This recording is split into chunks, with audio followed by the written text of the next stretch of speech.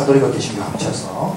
로베르 슈망은 EU 공동체 비전을 더 확대해서 나중에는 지금의 유로피언 커미션, 유로피언 카운슬, 유로피언 파라먼트 이 세 개의 시스템을 만들어서 이분이 그 파운더 역할을 했어요. 지금은 유로피언 유니언이 되어 있잖아요. 유럽은 지금까지 전쟁 한 번도 안 했죠. 2차전 끝나고 앞으로도 할 가능성이 별로 없어. 그리고 이분이 또 뭘 만들었냐면 네이토를 만들었어요. 나토 국제서양조약. 이게 군사 동맹이잖아요. 동맹끼리 싸울 수 있어요? 없어요? 싸울 수 없는 거죠.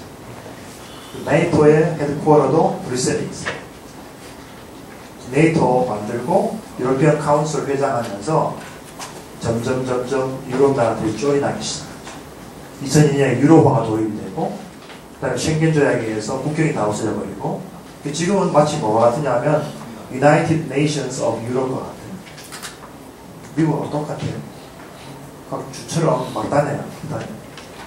유로피언 시리즌십이 있으면 어느 나라에 가서 살 수 있어요. 동사무소에 가서 신고를 하면 돼요. 학생들이 막 이동해요. 에라스무스 프로그램에 해서 교환학생으로 유로피언 유니언 학생들은 어느 나라에 가서도 공부할 수 있어요. 똑같은 학비를. 그래서 이 화해라는 것이요 얼마나 서로에게 유익한지 여러분 개인적인 것뿐만 아니고 또 공동체 간에 또 나라 간에 민족 간에 화해가 바로 사실 구속의 핵심이다 이렇게 말할 수 있다는 거죠. 자, 그러면 이제 다시 점진적인 구속에 들어가서 하나님께서 역사적으로 구체적으로 하나씩 보여주셨어요. 간단하게 넘어갑시다. 제일 먼저 창세기 3장 15절에 뭐죠?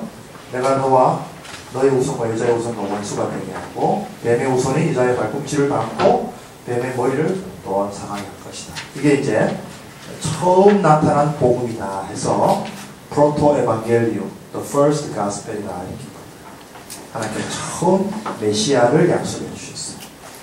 그도 타락 바로 직후에. 그리고 가죽옷을 지어 입혀 주시면서 이제 그 약속을 시각적인 사인으로 늘 입고 다니면서 보는 거죠. 체험하는 거죠. 그래서 의라고 하는 한자도 여러분 잘 알죠? 이게 뭐의 합성어입니까? 양 밑에 나가 있죠. 중국 사람들은 왜 이게 옳은 의자냐 하면 설명 못하죠. 양 밑에 내가 있는데 왜 내가 옳으냐 중국 사람들은 설명 못해요. 근데 한자에도 그런 게 너무 많이 있어요. 성경에 나타난 이야기들을 대표적인 게 또 뭐죠? 대선자죠? 이게 뭐의 합성어예요? 나룻배 주자에다가 8팔자에다가 입구자의 합성어죠. 배에 8명이 타고 있다는 거죠. 왜 배에 8명이 타고 있을까? 9명 타면 안 되나? 노아의 후손들이 중국에 가서 노아 홍수의 이야기를 무전으로 흘려보내서 그것이 형상화되었을 가능성을 보여주는 하나의 예라고 할 수 있어요. 그 외에도 상당히 많죠. 하나만 더 들까요? 이거는 무슨 글자예요? 금알금자죠. 금알금자는 뭐의 합성어죠? 두 나무 사이에 두 나무와 보일 십자가 있어요. 그건 뭐예요? 하나님께서 금하셨다.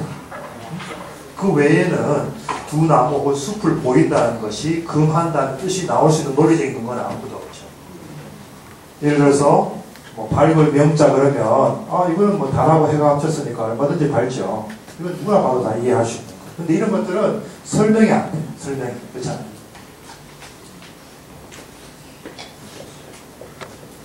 이것도 끝이 없어 다 하겠는데 이것도 뭐예요? 이거 무슨 문자죠? 탐할 탐자예요. 왜 나무 두 개 밑에 여자가 있으면 탐할 탐자가 됩니까? 하와 하면 설명이 되지만 다른 식으로는 설명이 안 되죠.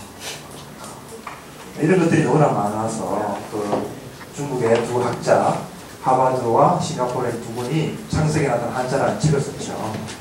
거기 보면 그런 것들이 쭉 나오는데 상당히 개연성이 있다 이렇게 이야기할 수 있어요. Anyway, 자 처음에 원시복음 이게 나왔고요. 두 번째 노아의 홍수를 통해서 다시 한번 하나님께서 언약을 맺으시는데 이게 이제 무지개가 사인입니다. 그런데 첫 번째와 두 번째 차이는 뭘까요? 자, 요거를 잘 봐야 돼요. 창세기에 9장에 보면은 노아의 언약의 내용을 자세히 볼 수가 있는데 하나님께서 누구하고 언약을 맺었죠? 노아하고만 언약을 맺었습니까? 그러면 노아하고 또 예. 자 10절 보세요. 너희와 함께 살아 숨쉬는 모든 생물에게도 언약을 세운다 그랬죠? 또 이게 다른 점입니다.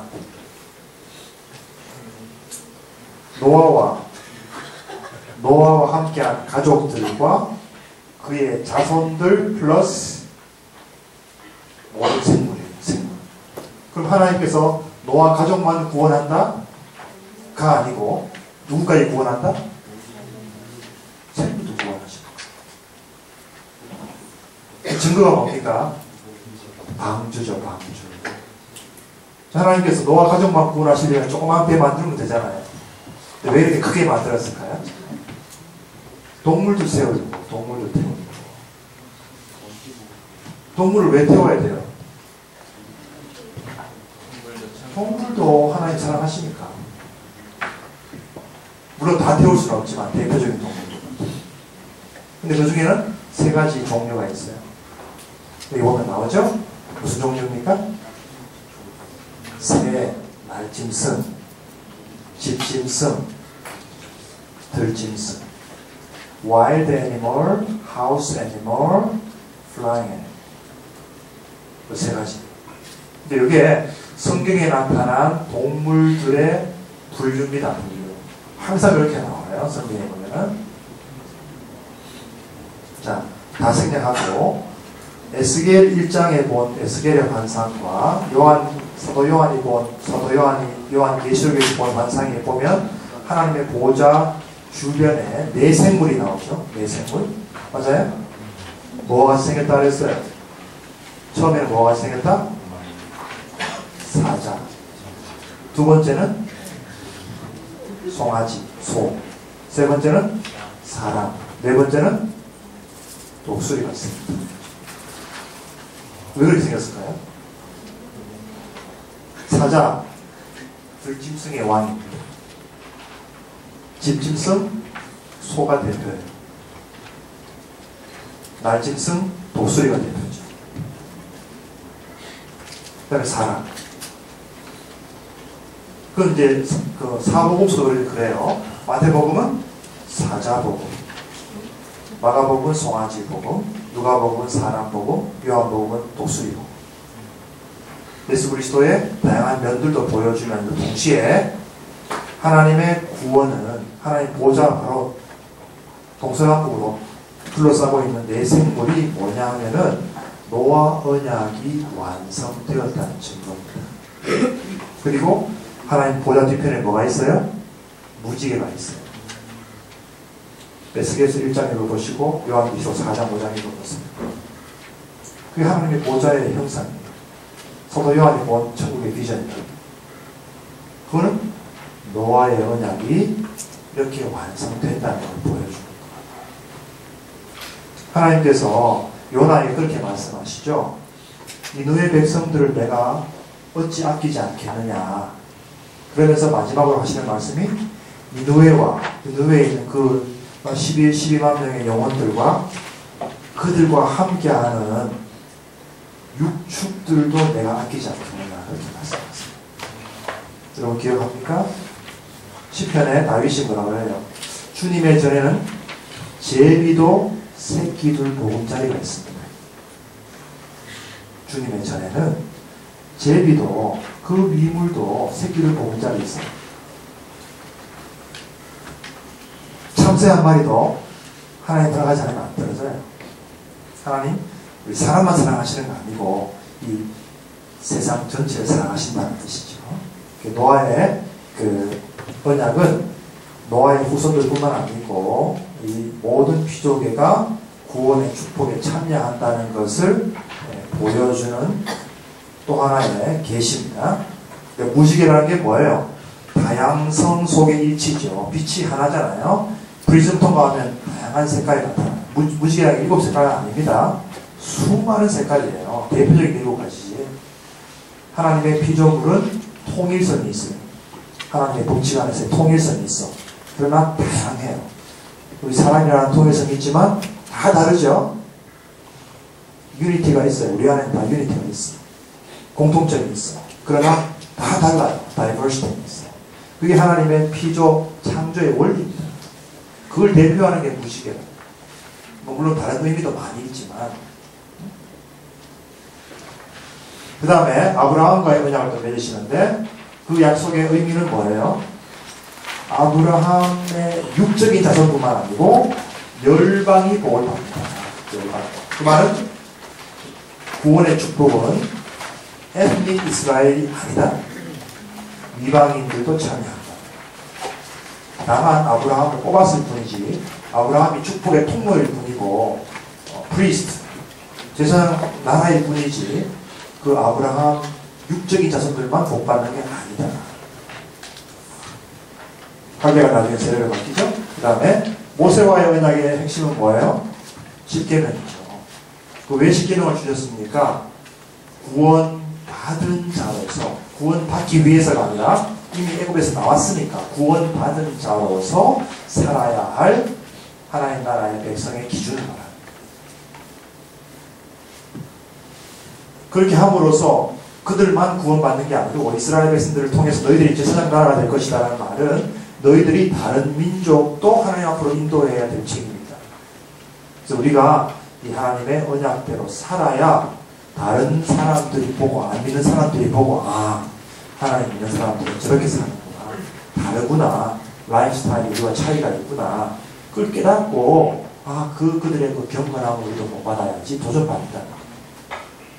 아니면 우리가 세큘러라이즈 되어버리면 우리 속화되어버리면 우리는 빛 없는 소금, 맛없는 소금이 되어버리는 거지.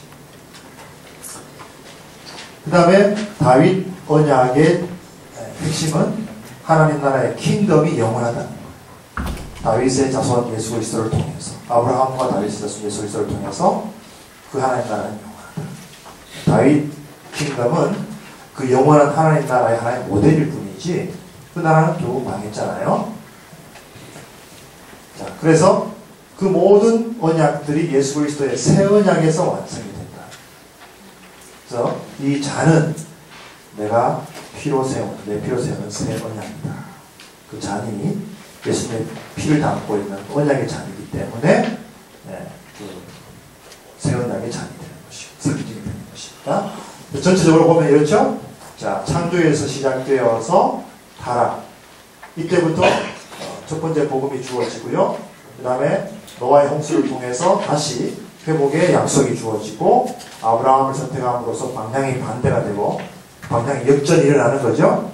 그리고 그 자손을 통해서 열방이 복을 받게 되고 모세를 통해서 구체적인 기준들이 제시가 되고 그 다음에 그 나라가 영원할 것을 다윗을 통해서 보여주십니다.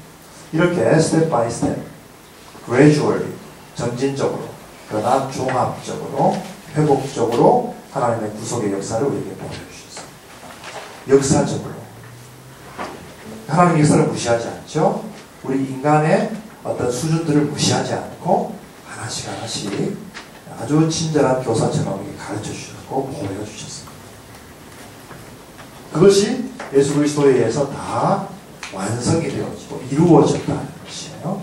그리고 예수님의 초림을 통해서 그것이 성취가 되었고 예수님의 재림을 통해서 이제 마지막으로 완성이 된다. 이게 하나님의 전체적인 이제 구속의 마스터 플랜이라고 할 수가 있겠죠. 자, 그러면 그 구속의 핵심은 하나님의 나라인데 자, 하나님의 나라를 우리가 어떻게 이해할 수 있을까? 그 하나님의 나라를 가장 쉽게 가장 콤팩트하게 보여주신 말씀이 마태복음 13장입니다. 어떻게 시작되고 어떻게 자라고 어떻게 완성되는가를 보여줘요. 제일 첫째는 이제 씨 뿌리는 거죠. 다 아는 이야기니까 넘어갑니다. 씨 뿌리는 것으로 시작이 됩니다. 그러나 우리의 리스판스는 다를 수 있다. 처음에 제가 리스판스에 대해서 강조했죠. 우리의 마음이 리스판스하기 때문에 귓가 리스판스도 있고 돌발 리스판스도 있고 또 가시덤불 리스판스도 있고 옥토 리스판스가 있다. 결과가 일단 달라집니다. 리스판스에 따라서 달라집니다. 그 다음에 두 번째는 방해가 있다. 하나님 나라에 아직도 방해가 있어. 왜? 사탄의 세력이 완전히 없어지지 않았기 때문에. 아직도 머리는 상했지만 꿈틀꿈틀거리고 있으니까 방해가 있어요. 가라지 비유가 바로 그걸로 나가는 거예요. 그렇다고 해서 낙심하지 마라. 왜? 결국은 없어진다. 지금 그걸 다 뽑으려고 하지 마라. 그거 뽑다가는 알곡도 뽑는 거예요. 그러니까 지금 여러분들이 다른 사람을 볼 때 저 사람은 알곡이야, 저 사람은 가라지야 판단하면 돼요, 안 돼요? 안 돼요. 절대로 판단하면 지금 아주 고약하고 아주 안 믿고 아주 악한 사람이라 할지라도 우리가 볼 때 분명히 가라지 같아요. 그래도 그 사람에 대해서 우리가 함부로 정죄하거나 함부로 파이널 크리틱을 하면 안 돼요. 그 얼티미트 크리틱은 누가 한다? 하나님이 하지. 마지막에 최후의 심판 하나님께 있는 우리가 하는 거 아니에요. 우리는 다만 그 사람을 위해서 기도해주고 기다려주고 더 인내심을 가지고 계속 증거할 뿐이죠. 핍박을 받은 스테반이 두 사람 다시 하나님 심판해주세요 이렇게 했습니까? 아니거든요. 두 사람들 불쌍히 해달라고 기도하고 순교했죠.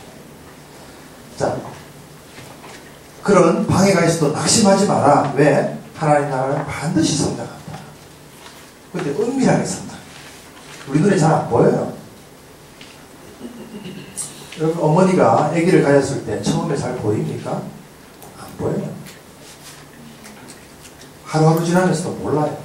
그러나 이제 매주 6개월에 한 번 보이겠지. 배가 좀 나왔잖아요. 어린 아이들 매일 키우는 엄마는 애가 키우는 거 잘 모르죠. 그러나 애들이 한 방학 때 지나고 나오면 수컷 있죠. 은밀한 성장이에요. 하나님 나라도 우리 안에서 자라는데 그걸 잘 몰라요. 하지만 나중에 보면 알 수 있어요. 나중에 큰 나무가 되니까. 이 기자씨는 양적인 성장을 말하는 거예요. 양적인 성장. 누룩은 질적인 성장. 양적으로, 질적으로, 개인적으로도 성장하고 공동체적으로도 그렇게 성장하는 데 있어요. 반드시 그렇게 성장하기 때문에 하나님의 그 말씀이 바로 들어가면 그 역사를 하기 때문에 낙심하지 말라는 뜻에서 이 말씀을 주시는 거예요. 그 다음에는 가치. 하나님 나라가 얼마나 무한한 가치가 있는가를 두 가지를 설명하는데 이 밭의 감추인 보화는 우연히 그 가치를 발견한 사람이 있어요. 어쩌다가 발견한 사람이 있을 수 있어요. 두 번째는 찾고 찾다가 만나는 사람이 있어요.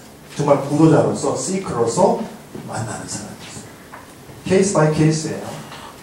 그러나 공통점은 뭐다? 둘 다 자기의 모든 것을 팔아서 이것을 가지려고 하는 가장 귀한 것이 뭔지를 알게 되었다. 하나님 나라가 가장 귀하다는 것을 알게 되었다. 따라서 가라지에서 낙심하지 말아요. 마지막으로 최후의 심판이 있다. 농부가 혹은 어부가 추수하고 그물을 땡기면 좋은 물고기는 담고 물고기는 버리고 추수하면 죽종이는 필요 없어요. 자, 마지막 심판이 있다. 하나님 나라는 끝이 있다. 하나님 반드시 최후의 심판을 하신다는 것이. 이 5가지 단계를 마태가 13장에서 비유로 아주 콤팩트하지만 클리어하게 우리에게 사실은 제시한 거예요. 예수님께서 그것을 선포하셨고 그것을 가르쳐 주셨고 케이스 바이 케이스 제자들에게 설명하셨고 그 다음에 그것을 실제로 보여주신 거예요. 실제로. 그게 예수님의 구체적인 액션이고 미니스트리예요. 따라서 예수님이 하신 일이 뭡니까? 3가지. 아까 말했죠. 모든 무리들에게 선포하시는 사역. 하나님 나라를 선포하시는, 회개하라, 하나님 나라 가까웠다. 하나님 나라의 메시지, 팔복이라든지 이런 비유라든지 하나님 나라가 뭐라는 걸 가르쳐 주셨어요. 두 번째는 하나씩 풀어 설명하시는 discipleship, 제자들을 훈련시켜서 계속 가르치는 것. 세 번째는 힐링, 꼭 병자만 고치는 게 아니고 귀신 들린 자를 회복시켜주고. 그게 다 뭐예요? 초점이 어디에 있다?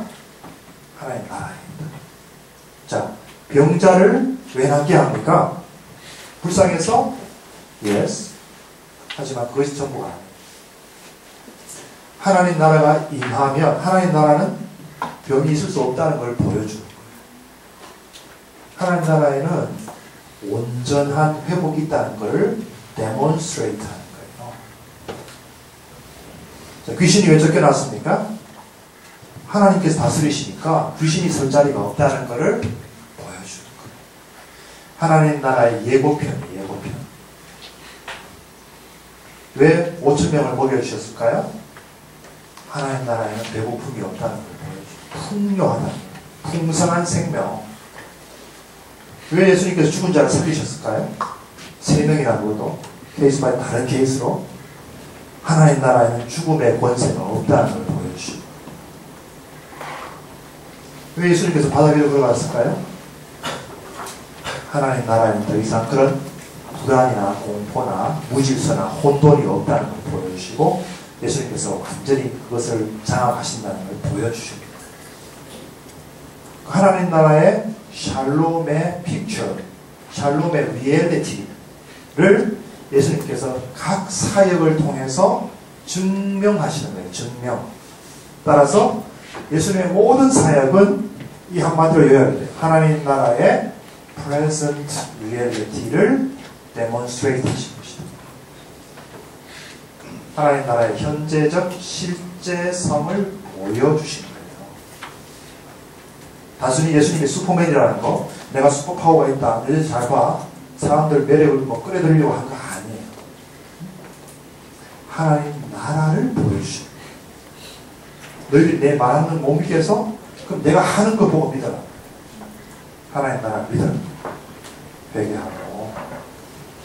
너희들이 하나님 나라의 백성처럼 이제는 그 복음을 전하고 가르치고 그런 사역을 해라는 거예요. 회복의 사역, 화해의 사역, 섬김의 사역을 하라는 거예요.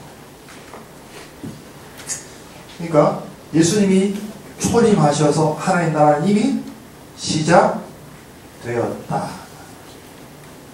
내가 너희들 가운데 이런 복음을 전하면 하나님 나라가 너희 가운데 있다. 내가 귀신을 쫓아내면 하나님 나라가 너희 가운데 이미 있다. 그러나 아직 완성되진 않았죠. 왜? 다시 오셔야 되니까. 아직 완성된 건 지금 점점 확장되고 있는 상황입니다. 이게 제일 중요합니다. 구속에서 예수님의 사역의 의미가 뭐냐?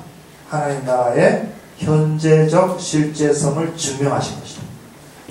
그런 관점에서 여러분들이 사복음서를 봐야지 따로따로 나누어서 보면은 여러분들이 그 전체적인 그 픽처를 놓쳐버리기 쉽다.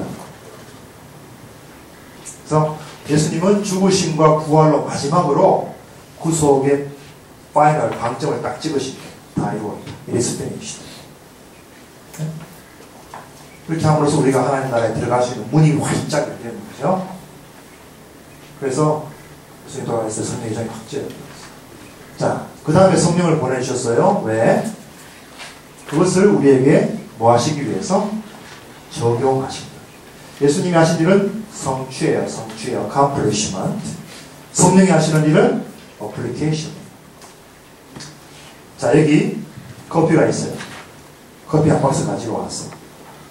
여러분들이 컵을 가지고 하나씩 타서 먹는 거예요. 그게 application이죠. 커피 박스 한 박스 딱 갖다 놨어요. is accomplished. 여러분들은 하나씩 마시는 거예요. 그게 application. 예수님께서 십자가에 죽으시고 부활하심으로 우리의 구속이라는 패키지를 다 만들어 놓으시고 이제 우리는 성령을 통해서 그것을 우리 한 사람 한 사람에게 적용하는 거예요. 그것을 내가 믿고 받아들이고 내 삶 가운데 프랙티스하는 거예요. 그렇게 하시는 것이 성령의 사역이라. 근데 거기 단계가 있어요. 이런 단계가 있다는 거죠. 자, 처음에 부르신다. 커피가 왔습니다. 마시십시오. 부르시는. 그러면 그 부르시면 예스 하고 나와서 먹어야지. 나 안 싫어요 하면 중성이 안 되는 거지. born again 하는 것은 하나님의 음성을 듣고 깨닫는 거예요. 하나님의 초청에 내가 응답하는 거예요. 그러면 예수님을 믿게 되죠. 예수님이 나를 위해서 이렇게 하셨구나. 커피가 저기 와 있네. 나를 위해서 와 있네. 내가 마셔야지. 믿음으로 나아오는 거예요. 회개하는 건 뭐예요? 가만히 보니까 내가 하나님 앞에 큰 죄인이야. 십자가를 가만히 보니까 아무 죄 없는 예수님 나를 위해 저렇게 고통을 당하시고 돌아가셨네. 나의 죄 때문에. 당연히 회개가 나와요. 믿음과 회개는 동전의 양면과 같습니다. 믿는다고 하고 회개하지 않는 사람은 잘못된 뭐가 잘못됐어? 회개해놓고 믿지 않는 사람은 뭐가 잘못됐어? 두 개는 같이 가는 거예요. 항상. 이게 바로 중생한 증거입니다. 중생하지 않고 믿고 회개할 수 없어요. 여러분, 아기를 가진 엄마 처음에 아기 가진지 알아요? 몰라요? 처음에 며칠 동안 몰라요. 근데 나중에 정말 무슨 변화가 생겨요. 검사를 해보면 임신했다는 게 나와요. 그 증거가 나와요. 처음에 거듭나더라도 잘 몰라. 근데 내가 믿어져. 그리고 내가 진심으로 회개가 돼. 그게 증거예요. 바람이 안 보이지만 나뭇잎이 흔들리는 거 보고 바람 부는 거 알잖아요. 바로 이 열매. 그 다음에 믿으면 우리가 의롭게 돼요. 성령께서 우리 정죄하지 않고 의롭다. 그 다음에 너는 하나님의 자녀다. 우리가 아버지라고. 성령을 양자의 영이라고 그러죠. 성령의 역사입니다. 그래서 너는 이제 하나님의 아들이야, 딸이야. 더 이상 정죄의식에 매여있지 말라고 우리에게 말씀하십니다. 그 다음에 계속해서 우리를 거룩한 하나님의 자녀로 살아갈 수 있도록 도와주십니다. 그리고 어려움을 당해도 견딜 수 있게 해주시는. 마지막으로 우리를 변화시켜서 부활하신 예수님의 몸과 같이 영혼과 육체가 완전히 변화되도록 마지막으로 역사하시는 분이 성령 하나님이십니다. 그래서 이 모든 과정들을 성령께서 우리 한 사람 한 사람에게 어플라이 하시는 분이 성령 하나님. 그 속에는 이 두 가지가 있어요. 예수님께서 이미 성취하신 부분이 있고 성령께서 한 사람 한 사람에게 적용해 나가시는 것입니다. 개인적으로, 공동체적으로. 오케이? 공동체가 바로 교회입니다. 교회의 생일이 언제일까요? 여러분 생일을 잘 아는데 교회 생일을 잘 모르나? 교회 생일이 언제? 성령이 강림했을 때 예루살렘 공동체가 탄생하죠. 그래서 성령 강림절이 교회 생일입니다. 그거 몰랐어요? 잊지 마십시오. 잊지 마십시오. 자, 그리스도의 한 몸으로 우리가 다시 태어났습니다. 한 몸이에요. 여러 지체로 구성되어 있죠. 한 믿음, 한 소망, 한 사랑, 한 세례. 다 많은 이야기할 수 있지만 생각합니다. 인종과 민족과 문화를 초월한 하나된 유니티, 유나이티드 커뮤니티. 이런 공동체, 다른 공동체가 있습니까? 없어요? 있어요. 모든 인간적인 장벽을 뛰어넘어서 하나가 될 수 있는 유일한 공동체가 이 땅에 교회라는 공동체. 그렇죠? 그 교회라는 자체가 하나님 나라의 파워풀한 그런 증거죠. 이 세상에 다른 그런 공동체가 없어요. 정치적인 공동체, 정예적인 공동체 있을 수 있어도 이 모든 인간적인 장벽을 뛰어넘는 유니버설한 커뮤니티는 없어요. 교회가. 세상을 향해서 빛을 발할 수가 있다는 것이죠. 자, 간단하게 넘어가는 수밖에 없겠다. 자, 하나님 나라와 그리스도의 삶은 이 땅의 이 세상은 이 세상의 라인이에요. 하나님 나라의 라인입니다. 창조, 타락, 그 다음에 구속이 시작이 되고 완성이 됩니다. 자, 이 구약시대는 그럼 하나님 나라가 어떻을까요? 있었어요. 어떻게? 그림자, 예표로 있었어요. 실체는 예수님의 초림을 통해서 시작되었고 재림을 통해서 완성이 되죠.